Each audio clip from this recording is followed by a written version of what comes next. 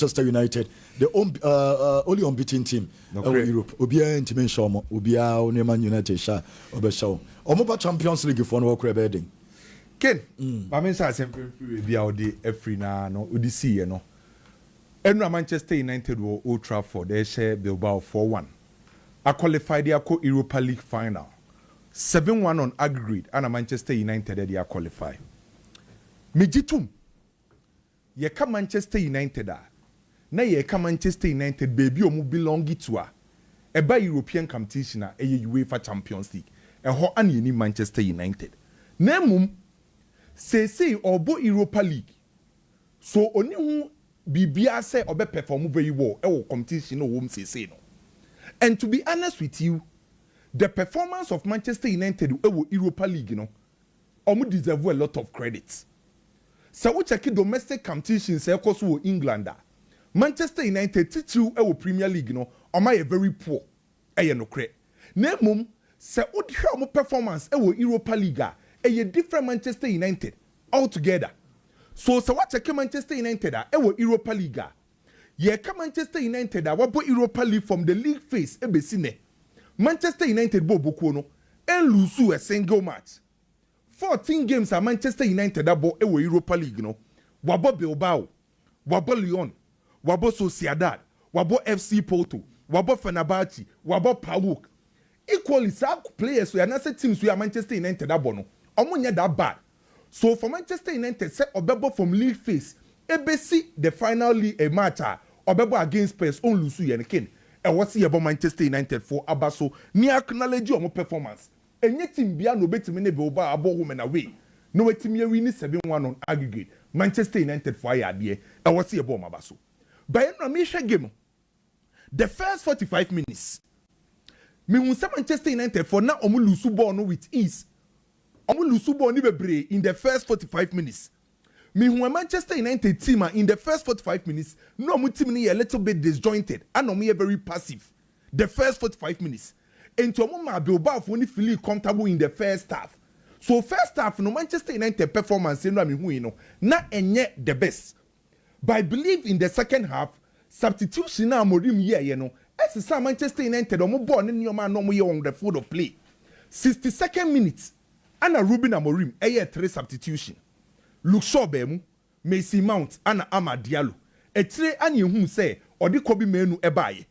Enti sa substitution na coach ni ye no, omo di different energy and the Manchester United in the second half. In the second half, me hu sa fe the Manchester United for Asha say omo lose ball na quickly. No metimi asa regain possession and we need the ball back, which ana ye hu sa de in the first 45 minutes. In the second half for yes substitution no, me hu Manchester United no mass some good passes and flicks. In the second half, na first half me who. First half, na me who Manchester United own control no. Second half, for yes, substitution no. Me who Manchester United will take control. E will game him. So clearly, substitution na Ruben Amorim ye no. Ebe boa ma esa Manchester United for ebo no mo bono. Emo benya the needed goals Ema Manchester United ni oma no mo Old Trafford no many ye. So clearly, ye benya Mason Mount obe free bench aba. Oba be she 2 goals. Ye benya Ama Diallo. Our free bench beba Obaba assist Ediama Hoyland. So Manchester United 4 goals or say no. Emu miensa goals contribution no. Eye players or free bench eba. So clearly Manchester United in the second half, most especially substitution na coach ni ye no. Ebe se Manchester United ball no. And the Manchester United they win game no. By kin Enra Mason Mount enko for boni din obi bona basu because or say 2 fantastic goals. No credit. And now which goals are Brillant friend say Mason Mount say and me no nyina efe most especially the last goal no say no and the very classic goal. Apart from goals now Mason Mount say no check Mason Mount ni energy level they on the field of play. You goals ni free on chain. Check kwanya na Manchester United lose balls and Mason Mount ni abrea or start me recover quickly as abeje ball no. So apart from Mason Mount ni goals or say no few minutes obedi on the field of play, Mason Mount performance the course through. And Obi Bia will follow football. I will need Mason Mount from Chelsea Ebesine no. Obi no obeti man convince him say Mason Mount in Yadie or a very good player. or your player back or listening to instructions. That's the reason why ni days at Chelsea, not Thomas Tuchel and Fanny Sifon, because the Obeka player ni Biana may mount me, but the only problem affecting Manchester United a injury. So 28 minutes Messi Mount a bedi no, na the performance very good. And for once Messi Mount say 2 goals no Ken. Match na me share personally. Manchester United player me ni Jane and Wokasi a pane Lenny Yoru. Manchester United players ni nyina ya ade. By personally player me to me who send them modern boss ropan Lenny Yoru. From minute 1 ekosi se referee ne bepon. Lenny Yoru no osa. Ba krano ne calmness anyhow ye compose sebo krano. Bo krana na excellent to me enra. As a center back Lenny Yoru kwan ofaso etimi breaking lines no na excellent against Bilbao enra. How no timi carry ball ndi ball ni konanim. How timi read the game no anyhow or making sure send an awareness was no to me enra na Lenny Yoru excellent. And so what check statistics e game ni ma. Enra after game ni ba wi nyina no Lenny Yoru enya 68 touches on the field of play. Onya 13 defensive action. Or making sure say obenya 4 passes into the final third of Bilbao. Obenya 2 chances obekriti no aye 1 assist. To be honest with you, Manchester United Europa League no omakwa could do final against Spurs na enkoyefo by Manchester it deserve a lot of credit. And me hope say ombeti magic trophy we na the Manchester United as aba UEFA Champions League. Chelsea on the other side Conference League so called final. Again, me wo wo fia ha say any obi bi o football bia again ejitu mu say enye Chelsea level ne Conference League. Europa League impokura enye Chelsea level. Chelsea level UEFA Champions League. So say Chelsea esani aba former ebebo Conference League. Clearly HSN Newman Kuyi Mfama Chelsea Bobuku no. Conference League we anana na nkofo sre Chelsea say omuni Noah for na ebo.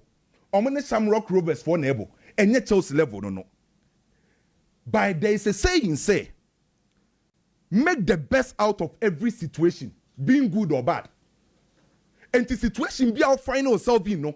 Make sure say situation no, we make good use of it. Say yeah papa, say yeah papa. So Chelsea ewo Conference League anya Chelsea level no. Chelsea make sure say or make the best out of that situation obugum. E wiase abraba ye bo no. Enye obi bia na de bi obedi de. Obi bi o asase su bia ni o momenta. Ubenya bad moments. Ye wo time bi wo ho a obeba from nyoma nkoye mfa ma wo. By say we ni penalty asase so. Na wo low moment nyoma enkoye ma wa. E kwan a obefa so adapt to that situation no. Anyhow, I'll bet man make positive lessons out of that situation, no, and the Bepe do abasro. So, everyone say Chelsea, finding themselves our Conference League and Chelsea level, no, or make me adapt to that situation and make good use of it. And the Chelsea call Conference League, and Konko anymore as yana. Asama mi buso biano. Yes, Chelsea and your level no Conference League, no credit. By honor say all compete, and to of course our competition, no, Uncle Guni when mas debi. And the situation that Chelsea finding themselves in now, no, or making good use of it at the quarter-final. So at the end of the season, say Chelsea at the major Conference League. Now I start qualify for Europa League. Or because the Chelsea season is bad and bad. To me, a very good. And if I want to say Chelsea, and your level and the Conference League, you know, Chelsea are making the best out of every situation of this season, and make quite say Chelsea a bit major Conference League, you know. Me be real Barcelona. Ken, you say Barcelona can't poko. According to story from Okampo Ban, you say physically and mentally Barcelona down. Na Hansi Flick akache Barcelona players ne say, "Nyame ya adoma Sunday the last push into omonfo bibia nto omechi." Football, there were a lot of aspects of football. By 2 key and most important aspects in football, the physical aspect and the mental aspect. Football a physical sports. And it's a bit many the best out of the players are. And what's physically the condition of the players, no, or more picking over the moment our players a physical condition from no affect your performance on the field of play. And currently, so what check Barcelona players not bread. Can you say from last month, April, ABC this month, 38 days, Barcelona had their ball 11 competitive games. It means that every 3.5 days, Barcelona bought 1 competitive game. It's physically overloaded Barcelona players, no, and sir 11 competitive games, no, 1,050 minutes, too much. So physically, or my drop it, and mentally, season as nan kofoni GD Barcelona team. by players na sacrifice say oma Friday hard and oma could do some pempen so no benya GDS so beti treble no e kwan omo fa so free mu against Inter Milan no omo ye nipa emotionally omo be down e ba affect you omo so yes physically and mentally affect you omo by coach ne say the last push Sunday. Okay. So on Sunday say omo timi yiro omo no de bibia to omachi no omo say Real Madrid it means say omo beko 82 points 82 points Real Madrid aka 75 points aka omo last 3 games against Espanyol against Villarreal against Bilbao not just a league no magic so it means say Sunday Hansi Flick e we adwuma me so obeye obe manage Barcelona players no omo emotional recovery omo players ne fit fatigue e was omo timi recover at the same time lineup no a difficult moment at the Barcelona players but to me Barcelona season we oje La Liga waje Copa del Rey waje Super Cup with Spain it means that oje La Liga now domestic treble no complete Barcelona season ain't bad and to me Hansi Flick here again say Sunday the last push omo winning game no against Real Madrid me da say any Kwame dela Ediano no Alonso Bremo na bigi emfa nensem nemrem Kemira say na mama we say Nana Collins or Syria ahimfie atonsu kwan so Syria oh Syria yeah Syria couple Nana Collins okay Michia happy birthday my brother correct person pa na Ken Nana happy birthday Nana Ken that you say Mr. Nona one of those things are na means yase ne say yese obi suade wo bi na yese onto kwan ko krofo fro so nko suade na onsan so mra I didn't understand until I grew up say adisuemu no you'll have to learn different perspectives so that you gain knowledge about whatever you want to do because 1 + 1 is 2 but if you delve deeper obi abechira de entia is 2 it is a fair knowledge the entire the year 2 a wow mo adwemu bi Ken enya by fluke say modern coaches no dodo na no say oso no person ye coach a omo plan omo future let me give you one example Pep Guardiola ofi Barcelona na wago and no kasa say deliberately na opeso okosu because what's not Barcelona at se Barcelona ideology na opeso be coach daachi it is sadia how do I learn I have to go to other countries to learn how they also think about football so he went to Brescia oko Roma kakra oko Italy ko suande o Italy owieye oko Mexico eko wama Lilo ho the assistant say papa no ko suande different perspectives. It is a mawejuma. What's your say? Jose Mourinho. After so share they were Portugal. You know what Jose Mourinho did? Okoya assistant at Marcel Bobby Robson. At the English footballer. Siam a dear free Papano at the Papani bar Barcelona. Papani free Barcelona and he was there. What's now? And obey assistant to Louis Van Gaal. These people do not, a lot of people do not know. Say opeso suya de so fi Louis Van Gaal into atsna Van Gaal na se kakra iti ofa Jose Mourinho ofa ne Portugal de no suya kakra na osuya English football na kakra say Bobby Robson wafa Portugal de kakra wafa Dutch football de kakra iti sani pa no so ochina bi obey good coacher won't ase but we share de Ken me kan de esi so say and Xabi Alonso ebien nanum to self say owie n'adwuma no ewo Leverkusen clearly enche oba be ye Real Madrid adwuma die be se china Nyankopon ko anenim but Xabi Alonso I wish him all the best in a level any path na wafa no Ophelia me in particular e be ya because the men who coaches ho no omo said that deliberately say me for powerful be na me suasua de no the same way a Pep Guardiola ye the Jose Mourinho ye no eno abi na Xabi Alonso aye Xabi Alonso obobo under Rafa Benitez oba Madrid no bebo Pellegrini kakra obo Jose Mourinho kakra obo Carlo Ancelotti kakra and obo under Pep Guardiola ken me pacho hwade o Rafa Benitez Jose Mourinho Carlo Ancelotti Pep Guardiola master wafa Pep Guardiola adwen kakra Jose adwen kakra wafa Carlo Ancelotti adwen kakra such a person nimdia o na nya won sa obo Jose Mourinho interview o say akwa no bebi a wafa no ene ni nimdie no oba ba ye top coach already ne papa ye coach. He grew up in a football family. And was answer for coaches are on my bang. Now him say Carlo even Xabi Alonso or real football. Look, and I know before Baba starts the main coaching or Manchester City for training on Carlo on Mikel Arteta and Pep Guardiola and the television or so no. Far picture and bra. Or Manchester City time na Arteta ya assistants no. Or Samson Pep Guardiola kusia there. See this guy was planning the coaching path. Such a person here, Ophelia Bemia. Coaches no omo sesa omo nsa no. Omo brehe, my main example. Alex Ferguson mano. Once do na amu feli. Gary Neville, Phil Neville, Van Nistelrooy, Rangix, Wayne Rooney. And yeah, by fluke that they are failing, no, but these are guys. It's not Alex Ferguson, Nancy San, or we house, my coach. So the Adrianca said, "Dear football, no, they only have one ideology, the Alex Ferguson way."